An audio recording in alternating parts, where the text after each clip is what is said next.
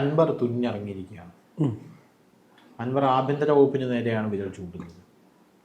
ഇപ്പോൾ ADGP സുജിത്ത്, സുജിത്തും ADGPക്കുമെതിരെയൊക്കെ അൻവർ ആരോപണ ശരങ്ങൾ എഴുതുകൊണ്ടിരിക്കുകയാണ്. ഇത് ആഭ്യന്തര വകുപ്പിനെ പ്രതിരോധത്തിലാക്കിയിട്ടുണ്ടോ? P ശശിയാണോ അൻവറിന്റെ ലക്ഷ്യം? അൻവർ കൃത്യമായി, ഞാൻ അന്ന് സംസാരിച്ചപ്പോൾ പറഞ്ഞില്ലേ, അൻവർ ഒരിടത്ത് തൊട്ട് കഴിഞ്ഞാൽ അവിടെ കൊണ്ടേ അൻവർ പോകത്തുള്ളൂ. അൻവറിന്റെ രാഷ്ട്രീയപരമായി അൻവർ ഒരുപക്ഷെ ആത്മഹത്യ ചെയ്യുമായിരിക്കും, പക്ഷെ അൻവർ ഒരു കാരണവശാലും പിടിച്ചടം കൊണ്ടേ അൻവർ പോവുകയുള്ളൂ. ഇപ്പം ഏറ്റവും അവസാനം പറഞ്ഞത് ഈ MR അജിത് കുമാറിന് കൊട്ടാരം പോലൊരു വീട് പണിയുന്നുണ്ടെന്ന്. ശരിയാണ്. എവിടെയാണെന്ന് അറിയാമോ? നമ്മുടെ കവടിയാർ കൊട്ടാരത്തിന്റെ തൊട്ടിപ്പുറത്ത് പാലസ് അവന്യൂവിൽ. അവിടേക്ക് കയറുമ്പോൾ ആദ്യത്തെ വീട് പണിയുന്നത് MR അജിത് കുമാറിനാണ്. അവിടെ സെന്റിന് എത്ര രൂപയാണെന്നറിയാമോ? ഒരു സെന്റ് മേടിക്കണമെങ്കിൽ 75 ലക്ഷം രൂപ കൂടുതലാണ്. അവിടെയാണ് 3 നിലയുള്ള വീട് കെട്ടിപ്പോക്കുന്നത്. ലിഫ്റ്റ് അടക്കമുള്ള വീടാണ് അവിടെ പണിഞ്ഞുകൊണ്ടിരിക്കുന്നത്. ഈ കവടിയാർ കൊട്ടാരത്തിന്റെ അവിടെ ഭൂമി മേടിച്ച് നമ്മൾ വീട് വെക്കണമെങ്കിൽ അവിടെ ഒരു പ്രത്യേകതയുണ്ട്. ഈ കൊട്ടാരത്തിന്റെ നിർമ്മിതിക്ക് തുല്യമായിട്ടുള്ള നിർമ്മിതി മാത്രമേ പുരാവസ്തു വകുപ്പ് അവിടെ അനുവദിക്കുള്ളൂ. അല്ലെങ്കിൽ നമുക്ക് റോയൽ ആയിരിക്കണം, ഇല്ലേ പെർമിഷൻ കിട്ടത്തില്ല.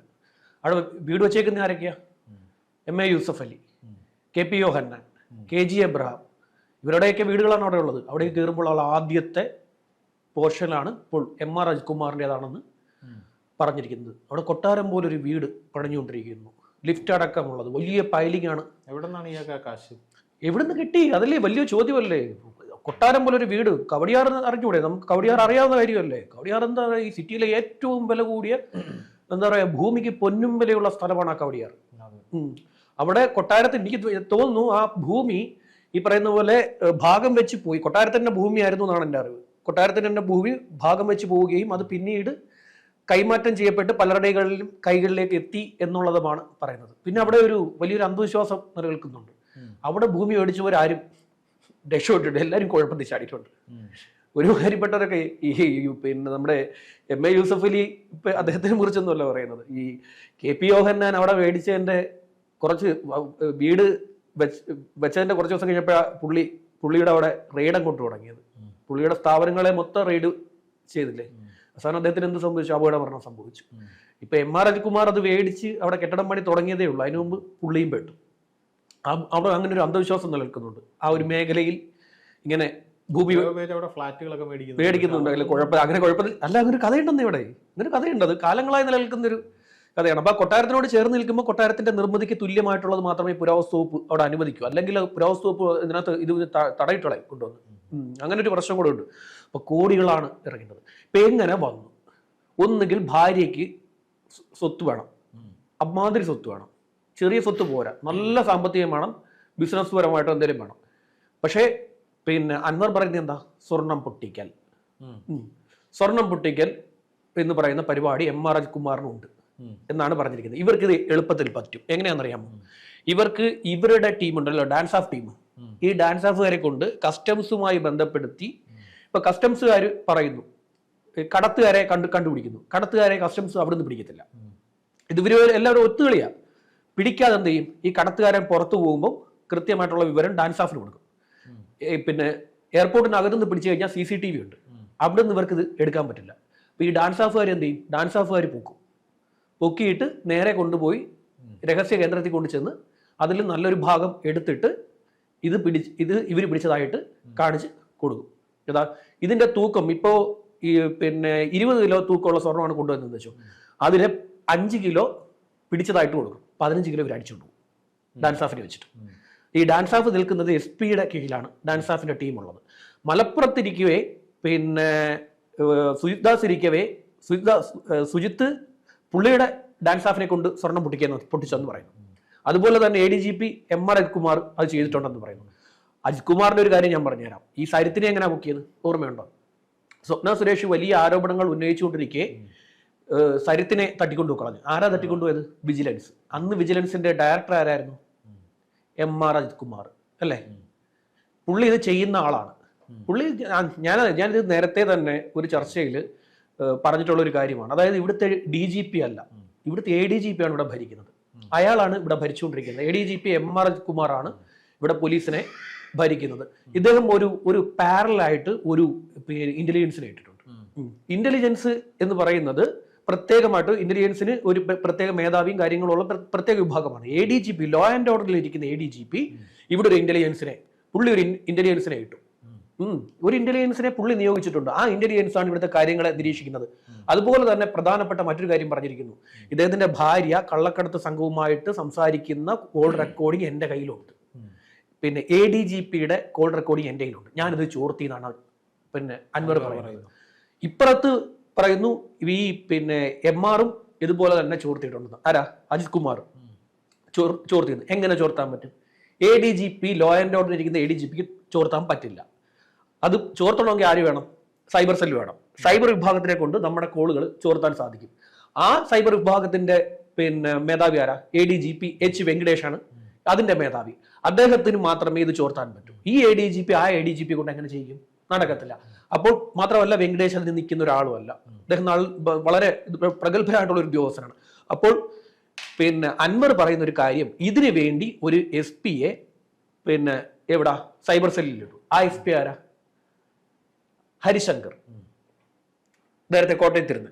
അദ്ദേഹത്തിന് ഇവിടെ കൊണ്ടുവന്ന് ഇവിടുത്തെ സൈബർ സെല്ലിൽ ADGP ഉണ്ടെന്നിരിക്കെ ഒരു SP-യെ കൊണ്ടിട്ടിരിക്കുന്നു. ഞാനും ആലോചിച്ചു, സൈബർ സെല്ലിൽ എന്തിനാണ് ഒരു SP-യെ കൊണ്ടുവന്നിട്ട് ഒരു IPS ഉദ്യോഗസ്ഥനെ ADGP ഇരിക്കെ എന്തിനാണ് കൊണ്ടിട്ടത് എന്നുള്ള ഉത്തരവുകൾ ഇറക്കുന്നതും അദ്ദേഹം ഹരിശങ്കറാണ് ഇറക്കുന്നത്. സൈബർ സെല്ലിന്റെ ഉത്തരവുകൾ ചിലത് ഇറക്കുന്നത് ഈ SP ആണ് ഇറക്കുന്നത്. അത് ADGP ഇറക്കേണ്ടത്, വെങ്കടേഷാണ് ഇറക്കേണ്ടത്. അപ്പോൾ എന്തുവാ, ഫുൾ എല്ലാ മേഖലയിലും ഇദ്ദേഹം കയറി അട്ടിമറി നടത്തിക്കൊണ്ടിരിക്കുന്നു. ഇപ്പോൾ കോട്ടയം പിന്നെ സംസ്ഥാന സമ്മേളനം നടന്നുകൊണ്ടിരിക്കുകയാണ്. പോലീസിന്റെ അസോസിയേഷന്റെ സംസ്ഥാന സമ്മേളനം നടന്നുകൊണ്ടിരിക്കുന്നു. ആ അസോസിയേഷന്റെ സംസ്ഥാന സമ്മേളനത്തിൽ ഇപ്പോൾ ഇദ്ദേഹം വളരെ വൈകാരികമായി പിന്നെ സംസാരിച്ചിരിക്കുന്നു. വളരെ വൈകാരികമായി പറഞ്ഞിരിക്കുന്നു, ഞാൻ മാറി നിൽക്കും എന്ന രീതിയിൽ സംസാരിച്ചിരിക്കുന്നു. അജിത് കുമാർ മാറിയേ പറ്റൂ. ഇദ്ദേഹം എന്താണ് ഇവിടെ ചെയ്തുകൊണ്ടിരിക്കുന്നത്? ഈ DGP-യും ഈ ADGP-യും തമ്മിൽ ഡെയിലി പ്രശ്നമാണ് അവിടെ. ഈ പോലീസ് ആസ്ഥാനത്ത് ഇവർ തമ്മിൽ, ഞാനൊരു അന്ന് പറഞ്ഞില്ലേ, പോലീസ് ആസ്ഥാനത്ത് ദർബേർ സാഹിബിന്റെ മുന്നിൽ കസേര വലിച്ചു മാറ്റിക്കൊണ്ട് എണ്ണീറ്റ് പോയി ഇദ്ദേഹത്തിന് താക്കീത് കൊടുത്തപ്പോൾ, രേഖാമൂലം താക്കീത് DGP കൊടുത്തപ്പോൾ ഇദ്ദേഹം തിരിച്ചും അതേ രീതിയിൽ താക്കീതായിട്ട് തന്നെ ലെറ്റർ അടിച്ച് അങ്ങോട്ടും കൊടുത്തു. അങ്ങനെ സാധിക്കില്ലല്ലോ. DGP-യുടെ കീഴിലല്ലേ ADGP? DGP-യുടെ കീഴിലാണ് ADGP. ഇയാളുടെ പിന്നിൽ അങ്ങനെയാണെങ്കിൽ വലിയൊരു രാഷ്ട്രീയ പഠനം. അതെ, P. ശശി വന്ന ശേഷമാണ് ഇദ്ദേഹത്തിന് വലിയ റോള് ഇവിടെ കിട്ടിത്തുടങ്ങിയത്. ADGP എന്ന രീതിയിൽ ലോ ആൻഡ് ഓർഡറിൽ കൊണ്ടിട്ട് വലിയ ഇത് കൊടുത്തത്. ഇദ്ദേഹം നമ്മുടെ പിന്നെ വിജയൻ ഉണ്ടല്ലോ, IG വിജയനെ സസ്പെൻഡ് ചെയ്യാനുള്ള കാരണം എന്തായിരുന്നു? ആ ട്രെയിൻ തീർപ്പ് കേസിൽ വിവരങ്ങൾ ചോർത്തി എന്ന് പറഞ്ഞിട്ടാണ് അദ്ദേഹത്തിനെ സസ്പെൻഡ് ചെയ്തത്. ആ റിപ്പോർട്ട് കൊടുത്ത ആരാ? ഈ അജിത് കുമാറാണ് ആ റിപ്പോർട്ട് കൊടുത്തത്. ആ റിപ്പോർട്ട് വെച്ചാണ് വിജയനെ പോലെ പ്രഗത്ഭനായിട്ടുള്ള ഈ സ്റ്റുഡന്റ് പോലീസ് കേഡറ്റ് എന്നൊക്കെ പറഞ്ഞ സംവിധാനം ഇവിടെ കൊണ്ടുവന്ന പല പദ്ധതികൾ, ഈ കേരള പോലീസിനെ നവീകരിക്കുന്ന പല പദ്ധതികൾ കൊണ്ടുവന്ന വളരെ മികച്ച ഒരു മിടുക്കനായിട്ടുള്ള ഉദ്യോഗസ്ഥന്റെ കരിയറിലേക്ക് എന്ത് ചെയ്തു? സസ്പെൻഷൻ ഓർഡർ ഇറക്കി കൊടുത്തത് ഇദ്ദേഹമാണ് അത് ചെയ്തത്. അപ്പോൾ ഈ സ്വർണം പൊട്ടിക്കൽ ടീമുകൾ തമ്മിൽ തല്ലായി. അതായത് ADGP-യും ഈ സുജിത്തും തമ്മിൽ പ്രശ്നമാണ്. അത് എന്തിന്റെ പേരിലാണ്? ഈ സ്വർണം പൊട്ടിക്കലിന്റെ പ്രശ്നമാണ് അവർ തമ്മിലുള്ളത്. അതുകൊണ്ടാണ് ഇതെല്ലാം പുറത്തു വന്നത്. ഇപ്പൊ നമ്മൾ മനസ്സിലാക്കിയിരിക്കേണ്ട ഒരു കാര്യം, നമ്മൾ പോലും അറിയാതെ നമ്മുടെ ഫോൺ കോളുകൾ വരെ ഇവർ ചോർത്തുന്നുണ്ട്. മറുനാടനെ സഹായിച്ചു എന്നതാണ് PV അൻവറിന് പിന്നെ MR-നോടുള്ള ഏറ്റവും വലിയ ദേഷ്യം. അപ്പം മറുനാടന് വേണ്ടി ഇദ്ദേഹം എന്ത് ചെയ്തു എന്നാണ്? പോലീസിന്റെ ഔദ്യോഗിക സെറ്റിലെ ശബ്ദരേഖ അത് ചോർത്തി കൊടുത്തിരിക്കുന്നു. പക്ഷെ മറുനാടൻ നിഷേധിക്കുന്നുണ്ട്. മറുനാടൻ പറയുന്നത് പിന്നെ അജിത്തും ഞങ്ങളുമായിട്ട് ഭയങ്കര പ്രശ്നം, അജിത്ത് ഞങ്ങളെ പൂട്ടിക്കാൻ നടന്ന ആളാണ് എന്നാണ് മറുനാടൻ പറയുന്നത്. പക്ഷെ അതെനിക്ക് ലോജിക്കലി കറക്റ്റ് ആണെന്ന് തോന്നുന്നില്ല. അജിത് കുമാർ അങ്ങനെ മറുനാടൻ അത് ചോർത്തി കൊടുക്കുമെന്ന് ഞാൻ വിശ്വസിക്കുന്നില്ല. പക്ഷേ ഇദ്ദേഹം പിന്നെ വലിയ സർവത്ര പ്രശ്നക്കാരനാണെന്നാണ് പോലീസ് അസോസിയേഷന്റെ രീതി പറഞ്ഞിരിക്കുന്നത്. ഇന്നലെ ഈ വിവരങ്ങളൊക്കെ വരുന്നതിന് മുമ്പ് തന്നെ പോലീസിന്റെ സംസ്ഥാന സമ്മേളനത്തിലും ജില്ലാ സമ്മേളനത്തിലും ഒക്കെ ADGP-ക്കെതിരെ വലിയ വിമർശനം വന്നു. ഇദ്ദേഹം ആവശ്യമില്ലാതെ പോലീസുകാരെ പിന്നെ നോക്കുന്നതിന് വേണ്ടി രഹസ്യ പോലീസിനെ ഇദ്ദേഹം നിയോഗിച്ചിരിക്കും. ഇവിടെ ഒരു ഇന്റലിജൻസും സൈബർ സെല്ലും ഒരു ഇന്റലിജൻസും സ്പെഷ്യൽ ബ്രാഞ്ചും ഒക്കെ ഉണ്ടെന്നിരിക്കെ ഒരു പ്രത്യേക സ്പെഷ്യൽ ബ്രാഞ്ച് ഇദ്ദേഹത്തിന് വേണ്ടി പ്രവർത്തിക്കുന്നുണ്ട് എന്നാണ് പറഞ്ഞത്. ഇപ്പം CM അവിടെ പറഞ്ഞിരിക്കുന്ന ഒരു കാര്യം, കഴിഞ്ഞ കാലയളവിൽ ഏതാണ്ട് 108 പേരെയാണ് പ്രശ്നക്കാരെ ഞാൻ പിടിച്ച് പുറത്താക്കിയത്, ഇനിയും പുറത്താക്കും, പുഴുക്കുത്തുകളെ ഞാൻ വെച്ചുകൊണ്ടിരിക്കില്ല എന്നാണ് CM അവിടെ പറഞ്ഞത്. CM അങ്ങനെ പറഞ്ഞിട്ട് കാര്യമില്ലല്ലോ, ഇത് ആഭ്യന്തര വകുപ്പിന്റെ നേരെയല്ലേ ഈ വിരൽ ചൂണ്ടുന്നത്. അതെ, ആഭ്യന്തര വകുപ്പിന് നേരെയാണ്. DGP, പി ശശി, സ്വർണം പൊട്ടിക്കൽ, ഇത് എങ്ങോട്ടാണ് ഇത് പോകുന്നത്? ഇത് മുഖ്യമന്ത്രിയുടെ നേരെയും ആഭ്യന്തര വകുപ്പിന്റെ മന്ത്രിയായിട്ടുള്ള പിണറായി വിജയൻ നേരെ ഇതാണ്. അപ്പൊ പിണറായി വിജയൻ ഞാൻ ഇതിനെതിരെ നടപടി എടുക്കുമെന്ന് പറഞ്ഞിട്ട് കാര്യമില്ലല്ലോ. പിണറായി മറുപടി പറയണം. അതാണ് അൻവറിന്റെ മറ്റൊരു അൻവറിന് നേരെ വരുന്ന വേറൊരു തരത്തിലുള്ളൊരു സംഭവം. കാരണം അൻവർ നേരെ ADGP ഒന്നും അല്ല അൻവറിന്റെ ടാർഗറ്റ്, പി ശശിയും പിണറായി ആണെന്നാണ് മാധ്യമങ്ങൾ പറയുന്നത്. അതെ, അൻവറിനെ സംബന്ധിച്ചിടത്തോളം അൻവറിനെ ഇത് ചൊരുക്കിയത്, ഈ ചൊരുക്ക് തുടങ്ങുന്നത് ഇന്നും ഇന്നലെ അല്ല. അൻവറിനെ അവിടെ നിന്നുള്ള സ്വതന്ത്ര MLA-മാർക്കെല്ലാം നല്ല പരിഗണന ലഭിച്ചപ്പോൾ അത് അൻവറിന് കിട്ടിയിട്ടില്ല. മുഖ്യമന്ത്രിയെ നേരിൽ കാണാൻ പോലും അൻവറിന് ഇപ്പോൾ സാധിക്കുന്നില്ല. പി ശശി സമ്മതിച്ചു സമ്മതിക്കുന്നില്ല. അതാണ് അൻവറിന്റെ പ്രധാനപ്പെട്ട ഒരു പ്രശ്നം. അൻവർ ചാടും. അൻവറിന് ലീഗുമായിട്ട് നല്ല ബന്ധമാണ്, കോൺഗ്രസുമായിട്ട് നല്ല ബന്ധമല്ലെങ്കിലും ലീഗുമായിട്ട് പോകില്ല എന്നല്ലേ അൻവർ പറയുന്നത്. കഴിഞ്ഞ ദിവസം മറ്റേ പോസ്റ്റ് ഇട്ടിട്ടുണ്ടായിരുന്നു, ഞാൻ പോകില്ല, പാർട്ടി മാറി പോകില്ല, ഈ കൊടിയുടെ കീഴിലായിരിക്കും.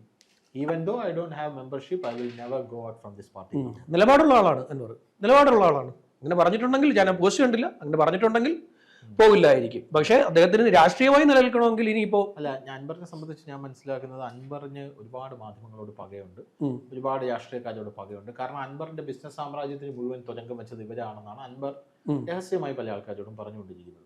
അപ്പൊ ഈ സ്വർണ്ണ പൊട്ടിക്കൽ വന്നപ്പോൾ എനിക്ക് പെട്ടെന്ന് ഓർമ്മ വരുന്നത്, ഈ അൻവറിനെ കുറെ നാൾ നമ്മുടെ കേരളത്തിൽ കാണാനില്ല. ഓർമ്മയുണ്ട് ഷാമി? 60 ദിവസത്തോളം ആഫ്രിക്കയിലായിരുന്നു, സ്വർണ്ണ ഖനനത്തിന് പോയിരിക്കുകയായിരുന്നു എന്നാണ്. അതിന്റെ പിന്നിലൊരു നിഗൂഢത എനിക്ക് അന്നും ഫീൽ ചെയ്യുന്നുണ്ട്, ഇന്നും ഫീൽ ചെയ്യുന്നുണ്ട്. എന്താണ് അൻവർ അവിടെ നടത്തിയത്? അൻവറിന് എന്താണ് അവിടെ ഡീല്? ഇവിടെ ഒരു MLA ആയിരുന്നിട്ട് നേരെ ആഫ്രിക്കയിൽ സ്വർണ്ണ ഖനനത്തിന്റെ തന്നെ ബിസിനസിന് വേണ്ടി പോവുകയാണെന്നൊക്കെ പറയുന്നുണ്ടല്ലോ. അതിനകത്ത് അപ്പൊ അത് കഴിഞ്ഞ് നേരെ ഇവിടെ സ്വർണ്ണം പൊട്ടിക്കലിന്റെ കേസ് അൻവർ കൊണ്ടുവരുന്നു. അൻവറിന് എവിടെയൊക്കെ ഒരു മിസ്റ്ററി അൻവറിന് ഒളിഞ്ഞു കിടപ്പുണ്ട്. അത് ഉടനെ തന്നെ വളരെ വലിയ രീതിയിൽ പുറത്തു വരുമെന്നാണ് ഞാൻ വിശ്വസിക്കുന്നത്. ഒരുപക്ഷെ അങ്ങനെ എന്തെങ്കിലും പുറത്തു വരാൻ സാധ്യത ഉള്ളത് കൊണ്ടാണെങ്കിലോ PV അൻവർ ഇപ്പോൾ ചാടിപ്പിടിച്ച് ഇറങ്ങി തിരിച്ചത്. പക്ഷെ അൻവർ ഉന്നയിച്ചിരിക്കുന്ന ഇദ്ദേഹം ഈ ADGP പ്രശ്നക്കാരനാണ്. ADGP നമുക്ക് ദീർഘകാലമായി നമ്മൾ ഈ പോലീസിനകത്തുള്ള വാർത്തകളെ ദീർഘകാലം റിപ്പോർട്ട് ചെയ്തിട്ടുള്ളത് കൊണ്ട് ഈ ADGP എന്ന് പറയുന്ന ആളെ കുറിച്ച് നമുക്ക് നല്ല ധാരണയുണ്ട്. അദ്ദേഹം ഉള്ളത് കൊണ്ടാണ് ഇദ്ദേഹത്തിന്റെ ഒരു പ്രവർത്തികളുടെ ചില ഫലം കൂടിയാണ് ഇവിടെ ഇന്റലിജൻസിന്റെ മേധാവിയൊക്കെ ആയിട്ടിരുന്ന, വിജിലൻസിന്റെ മേധാവിയൊക്കെ ആയിട്ടായിരുന്ന അദ്ദേഹം ഇവിടുന്ന് രാജിവെച്ചാണ് പോയത്. സർവീസിന് 3 കൊല്ലമുണ്ട്. TK വിനോദ് കുമാർ അദ്ദേഹം രാജിവെച്ച് നല്ല കഴിവുള്ള ഉദ്യോഗസ്ഥരാണ്. അദ്ദേഹം ഇരുന്നപ്പോഴേ അറിയില്ലേ, അദ്ദേഹം ഇരുന്നപ്പോഴാണ് ഈ പച്ചവെളിച്ചം പോലീസുകാരെയൊക്കെ തപ്പിയെടുത്തത്. അദ്ദേഹമാണ് തപ്പിയെടുത്തത്. പോലീസിനകത്ത് പച്ചവെളിച്ചം എന്നുള്ള ഗ്രൂപ്പ് ഉണ്ട് എന്നൊക്കെ കണ്ടെത്തിയിരിക്കുന്നത് അദ്ദേഹം ഇന്റലിജൻസിന്റെ മേധാവിയായി ഇരുന്ന സമയത്താണ്. അദ്ദേഹത്തെ പോലെ ഒരാളെ പായിച്ചു. അദ്ദേഹം അമേരിക്കയിലാണ്, രാജിവെച്ച ഇവിടുന്ന് അത് മുറിവേറ്റിട്ടാണ് അദ്ദേഹം ഇവിടുന്ന് പോയത്. ഇപ്പൊ ഈ സുജിത് ദാസ് ഇരുന്ന സമയത്ത് കൊണ്ടുവന്ന ഒരു ടീമുണ്ട് അവിടെ. ഈ കരിപ്പൂർ ഒരു ഹെൽപ്പ് ഡെസ്ക് ഉണ്ട്, ഹെൽപ്പ് ഡെസ്ക് എയർപോർട്ടിൽ. ആ ഹെൽപ്പ് ഡെസ്ക് ഏതാണ്ട് 150 കിലോ സ്വർണ്ണമാണ് ഇതുവരെ പിടിച്ചെടുത്തത്. അത് വന്ന ശേഷം 22-ലാണ് ഈ ഹെൽപ്പ് ഡെസ്ക് വരുന്നത്. അതായത് 22-ൽ 5 പേരുടെ മരണം ഉണ്ടാവുന്ന സ്വർണം കടത്തുകാർ തമ്മിലുള്ള ഏറ്റുമുട്ടൽ. അപ്പോൾ ആ സംഭവത്തിന് ശേഷമാണ് അവിടെ ഹെൽപ്പ് ഡെസ്ക് കൊണ്ടുവന്നത്. ഇപ്പൊ ഹെൽപ്പ് ഡെസ്ക് തന്നെ സംശയമാണ്. അതായത് ഹെൽപ്പ് ഡെസ്ക് ആളെ കണ്ടുപിടിക്കുകയും ഡാൻസ് സ്റ്റാഫിന് വിവരം കൊടുക്കുകയും ഡാൻസ് സ്റ്റാഫ് പുറത്തുനിന്ന് തൂക്കുകയും സ്വർണം പിടിച്ചെടുക്കുകയും അതിൽ നല്ലൊരു പങ്ക് ഇവരെടുത്തിട്ട് ബാക്കി കസ്റ്റംസിൽ കൊടുക്കുകയും ചെയ്തു. ഇതാണ് ഇപ്പോൾ പറഞ്ഞിരിക്കുന്ന ഒരു കാര്യം. 15 കിലോ സ്വർണ്ണമൊക്കെ പിടിച്ച് 20 കിലോയ്ക്ക് അത് 15 കിലോ തട്ടിയെടുത്ത എത്ര രൂപയായെന്ന് ആലോചിച്ച് നോക്ക്.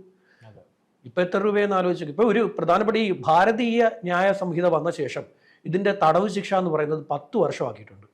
നേരത്തെ 1 കോടിക്ക് മേളിലുണ്ടെങ്കിൽ മാത്രമേ നേരത്തെ ഇത് സ്വർണം ഇപ്പോ കൊണ്ടുവരുന്ന ആൾക്കാർക്ക്, കടത്തുന്ന ആൾക്കാർക്ക് ഇത്ര ഗ്രാം ആണെങ്കിൽ കടത്തിക്കൊണ്ടുവന്ന ഗ്രാം 20 ഗ്രാം 25 ഗ്രാം 30 ഗ്രാം പോട്ടെ 100 ഗ്രാം കടത്തിക്കൊണ്ടുവന്നാൽ പോലും എനിക്ക് തോന്നുന്നത് അവർക്ക് ജാമ്യത്തിൽ പോവാം, പിന്നീട് പിഴ അടയ്ക്കണം, കേസ് വാദിക്കണം. പക്ഷെ ഇപ്പൊ അങ്ങനല്ല.